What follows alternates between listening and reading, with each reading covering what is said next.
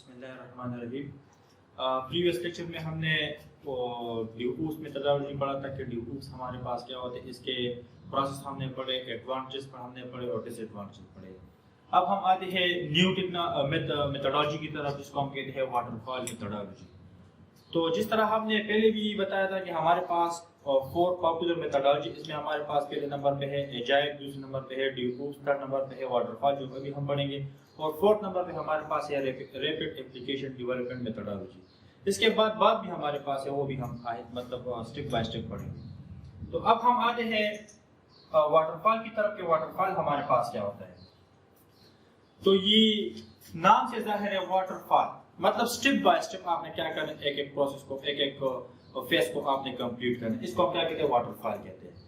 تو many consider the waterfall method to be the most traditional software development methodology.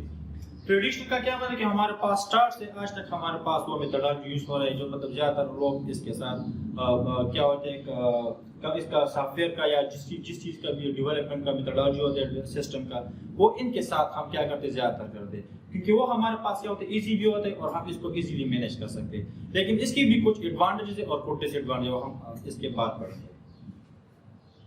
تو دوسری point ہے کہ the waterfall method is a rigid linear model that consists of sequential phases.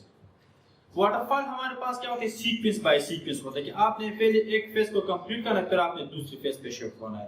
تو اس کو ہم کیا کہتے ہیں، ریجڈ لینئر کا کیا مطلب ہے، اسٹیپ ہے ہمارے پاس، ایک اسٹیپ فالو ہو گیا، دوسرا اسٹیپ آپ نے تب فالو کرنا کہ جب تک آپ کے پاس پہلا والا اسٹیپ کمپلیٹ ہو. اس کو ہم کیا کہتے ہیں، واٹر فال میتھڈالوجی کہتے ہیں، جس میں ہمارے پاس ریکوائرمنٹس آتے ہیں کہ سب سے پہلے آپ نے ریکوائرمنٹس کو کمپلیٹ کیا. جب آپ کے پاس ریکوائرمنٹس کمپلیٹ ہو گئے تو پھر آپ نے نیکسٹ فیز پہ اس کو کہتے ہیں ڈیزائن.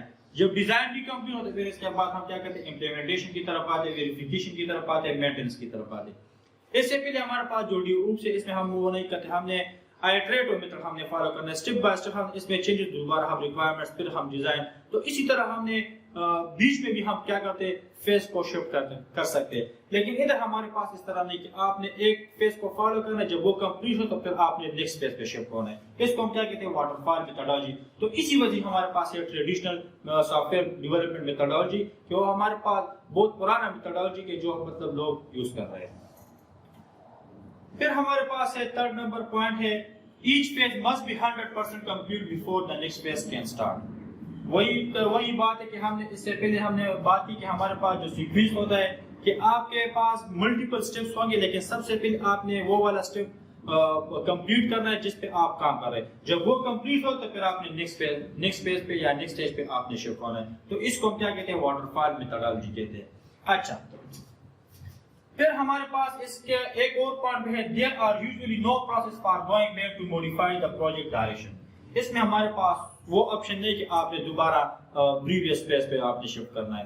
اس میں ہمارے پاس یہ ایک ٹائٹ میتھڈالوجی ہمارے اس کو بھی کہتے ہیں. ٹائٹ کا یہ مطلب ہے کہ آپ نے ضرور وہ فیز کمپلیٹ کیا تب آپ نیکسٹ فیز پہ شفٹ ہوں گے. تو اس میں اس کو کیا کہتے ہیں، ٹائٹ میتھڈالوجی کہتے ہیں. اور اس پوائنٹ کا کیا مطلب ہے کہ آپ کے پاس وہ پروسیس نہیں ہے کہ آپ نے دوبارہ بیک کرنا ہے. بیک کا آپ نے کرنا تو پھر ہمارے پاس وہ میتھڈالوجی فالو نہیں ہوگا. تو اس کا یہ مطلب ہے کہ آپ نے وہ کمپلیٹ کرنے بعد میں آپ نے دوبارہ سٹارٹ کرنا ہے. تو یہ اس کا ایک ڈس ایڈوانٹیج ہے اس میتھڈالوجی کا. پھر ہمارے پاس ہے اس کا پروسیس سٹرکچر ہے کہ ہمارے پاس اس کا پروسیس کس طرح ہوتا ہے.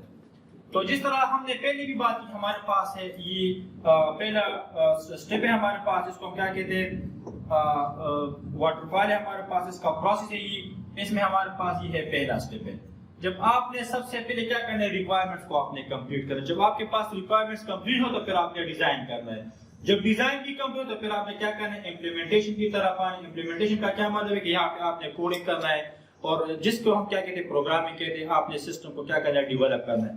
ڈیولپ کرنے کے بعد آپ نے ویریفیکیشن کرنا ہے، آپ نے ٹیسٹنگ وغیرہ کرنا ہے، انٹیگریشن کرنا ہے. اس کے بعد پھر ہم کیا کہتے ہیں، مینٹیننس کی طرف آتے ہیں. تو آپ نے یہ سٹیپ پہلے فالو کرنا ہے، آپ نے کمپلیٹ کرنا ہے 100%، پھر آپ نے نیکسٹ ڈیزائن پہ آپ نے آنا ہے. تو اس طرح آپ نے ایک ایک فیز کو آپ نے کیا کرنا ہے، 100% کمپلیٹ کرنا، تب آپ نے نیکسٹ فیز پہ کیا ہونا ہے، شفٹ ہونا ہے. اس کو ہم کیا کہتے ہیں، واٹر فال میتھڈالوجی کہتے ہیں. تو یہ ہمارے پاس وہ واٹر فال میتھڈالوجی ہے جس کے تھرو ہم کیا کہتے ہیں، سسٹم کو ڈیولپ کریں. لیکن اس کو ہم کیا کہتے ہیں، traditional soft where development methodology بھی ہم اس کو کہہ سکتے ہیں. پھر ہم آتے ہیں اس کے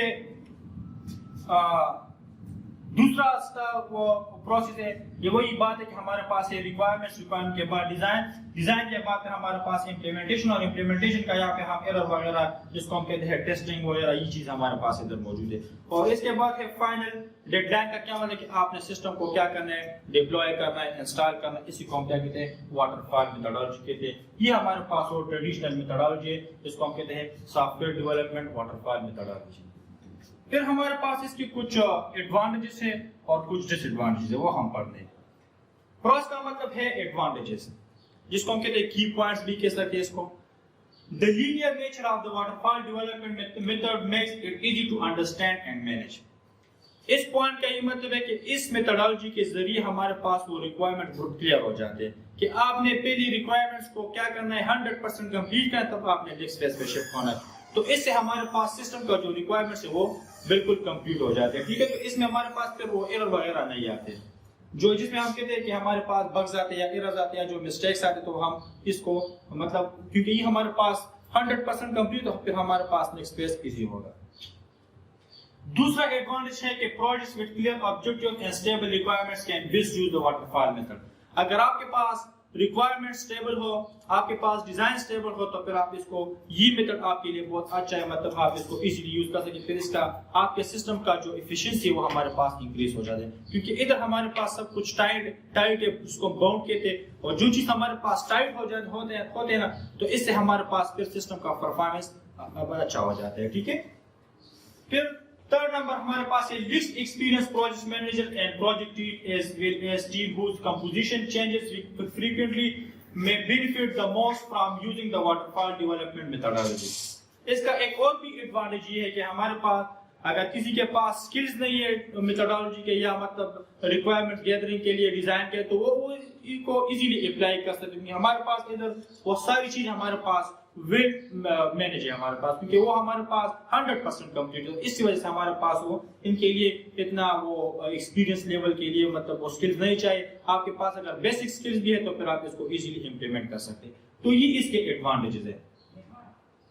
اب ہم آتے ہیں ڈس ایڈوانٹیج کی طرف، جس کو ہم کانس کہتے ہیں. The waterfall development methodology is often slow and costly due to rigid structure and tight control. اس میں ہمارے پاس یہ ایک ڈس ایڈوانٹیج اس کا کہ وہ ہمارے پاس سلو ہوتا ہے. سلو اس لیے ہوتا ہے کہ آپ نے ایک فیز کو 100% کمپلیٹ کر، تو اس پہ ٹائم لگے گا. جب ٹائم لگے گا تو اس کے اوپر کاسٹ آئے گا. جب کاسٹ آئے گا تو اس کے لیے آپ کے کیا مطلب وہ بندے چاہیے. بندے کا کیا مطلب ہے کہ آپ نے اس کو کیا کرنا ہے، بار بار آپ نے چیک کرنا ہے کہ اس میں کوئی مسٹیکس وغیرہ تو نہیں ہے.